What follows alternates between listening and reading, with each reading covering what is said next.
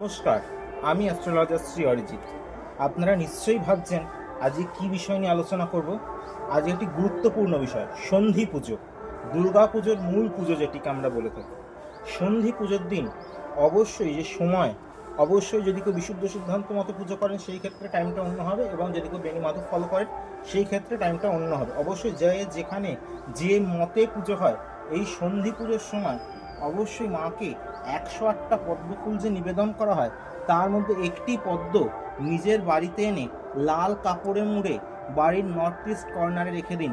দেখুন আপনাদের জীবনে বাস্তুর উন্নতি হবে, এবং যদি কারোর ব্যবসা বন্ধ হয়ে থাকে ব্যবসা ক্ষেত্রে রাখুন, ব্যবসার উন্নতি হবে।